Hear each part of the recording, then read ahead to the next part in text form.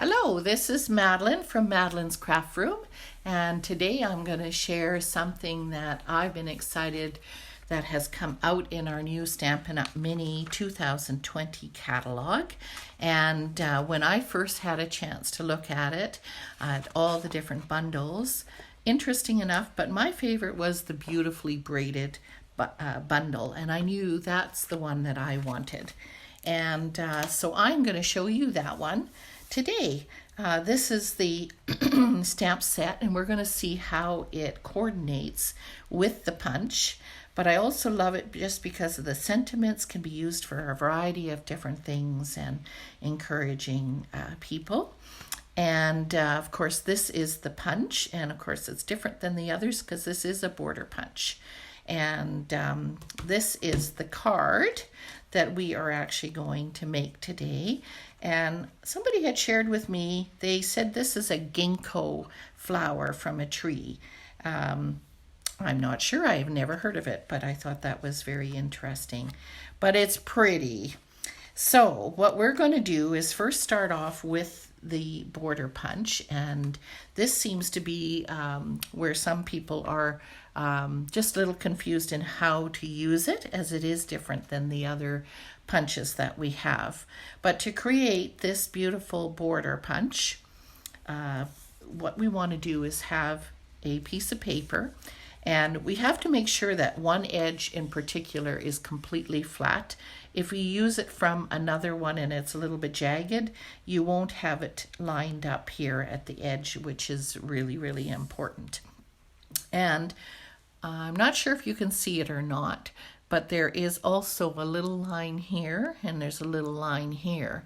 And this is where you can see that the border punch begins and the border punch ends. And we are just going to move it along. Now, I do suggest that you have a paper that is a little bit longer than what you're wanting, as that will just make it a little bit easier to manipulate through this punch. And so you're going to start here right near the beginning, and you have to make sure that it is right up against this edge, and it is up a little bit so it sits in there really nicely. And then that's the first one's easy. You're just going to punch and slide it along, and it's okay because you can cut that part off. And this is where I really find the best thing is to stand up, and you have to look right over top of it. And as you look over top of it, you'll be able to see you want the silver part to be showing. And then that's where you want to punch. And it's okay if there's a teeny little spot. And again, you just want to make sure you slide it over. Now again, you're going to line it up here. But you're always checking this side to make sure that it is butted up. Make sure it's in the right spot again. And there we go. Now, you could continue but and use the best part. It's totally up to you. But I like it just because of the fact that you can have a little bit to hold on to. So we're going to put the punch over there and all my lovely little mess. And this is the piece now that we can cut off of here. And there. And what I did in this card is I used a nice darker color, which in this case is Gorgeous Grape. And this is what we are going to put. Now I notice there's one little spot. This is where if you use these really sharp scissors, just kind of cut that little tiny little spot off like that. There we go. Okay, so then now we want to take this Tombow glue. And I find that if you just kind of glide it along, don't squeeze it, you don't want to have too much glue because you don't need the glue seeping out of there and making a mess. So just along each side of the braid, put your finger on there so it doesn't keep moving, just slide it along so you get some glue.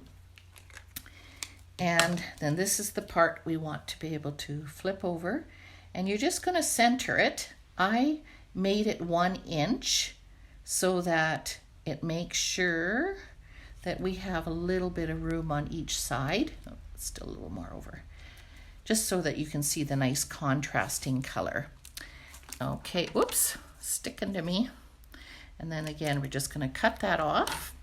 And we're going to put our braided piece over there. And now we're going to do our supposedly ginkgo flower. And I'm going to use a foam because this is a photopolymer stamp. And our card Whisper White. And then we're going to use our beautiful, gorgeous grape. And just want to ink it up really well. Okay, and this is a big image, so I'm having to use the big block. And when we're going to go down, we're going to make sure that we leave a little bit of space here on the side and a little bit at the top. And then just press it down, lift it up. There we go. And because this is purple color, it does tend to stain our stamps more. So I would recommend you just give it a quick wipe on a chamois or clean it off. And then while we have the ink out, I'm going to use this Friendship Refreshes the Soul. Make sure we got it not upside down. And you could use the Stamparatus. That's one I find actually quite easy to center in there. And if by chance it doesn't, then you can use a tag and cover it up and nobody will know. And then, again, you just want to get the color off the ink off the stamp. There we go. And now we are ready for our beautiful border here that we would then also put on here in a little while, and our paper. But now we are going to color. So now we're going to take our blends, and we have the dark and the light. And I always like to use the light first. And the nice thing about these stamped images is that they are nice and big, so you can easily color. It's not very fiddly at all.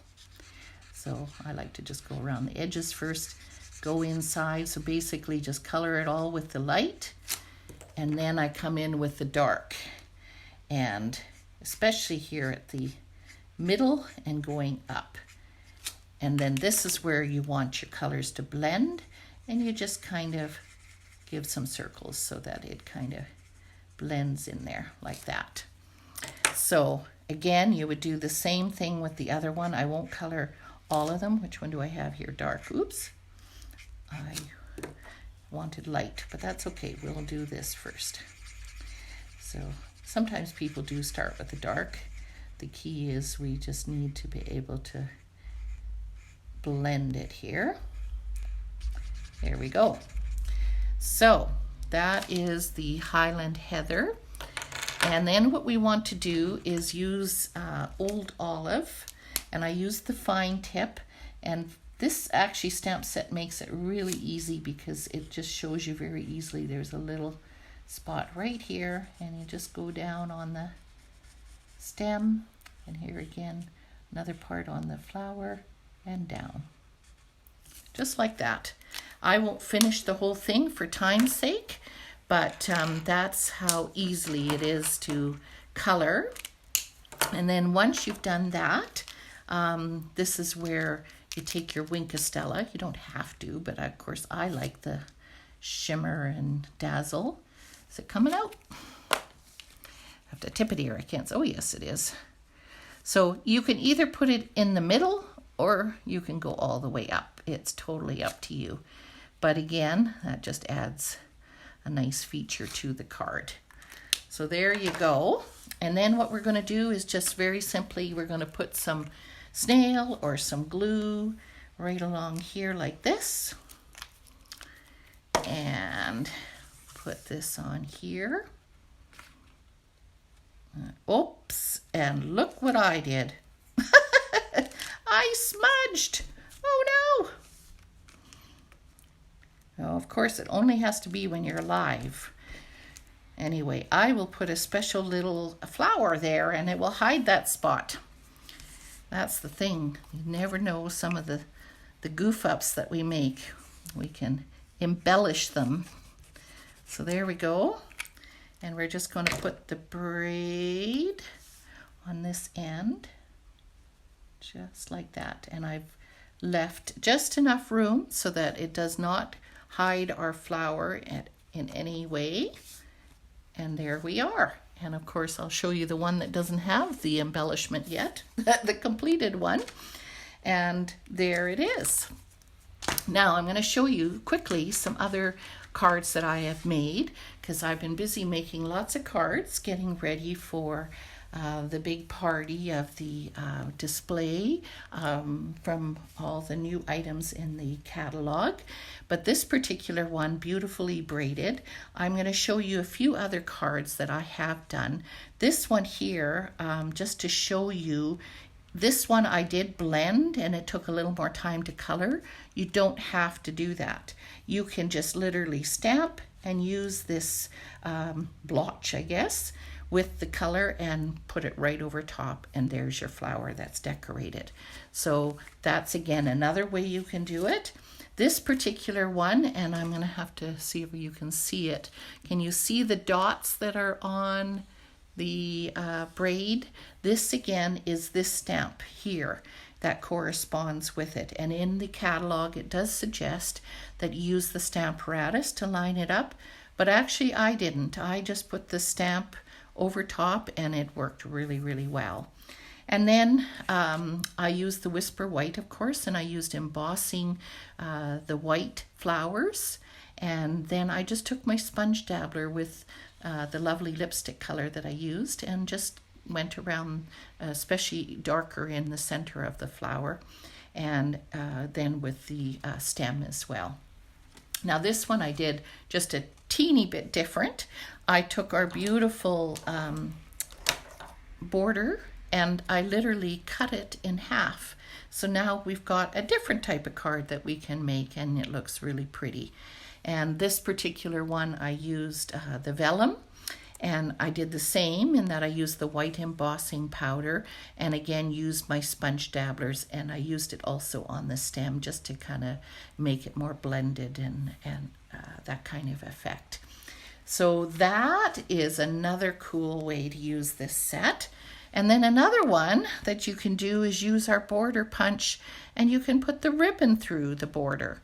So how cool is that? And then that doesn't even end there. You see this stamp here, this is the one that you can put alongside of the braid, and it has another special feature for the braid and the border.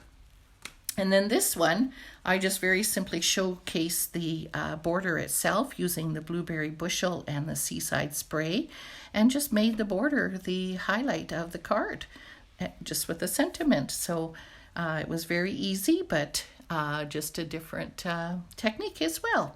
So hopefully you've learned some new tips, and be sure to check out my blog and website. I have lots of new classes and events coming up for January, as we are going to start this Thursday, and of course the big party on Saturday. So hopefully you can come out and check out the amazing new display and all the new goodies that I have. And if you have any questions or want a catalog earlier, let me know and I'd be happy to help you. Bye for now. Hopefully we'll see you soon.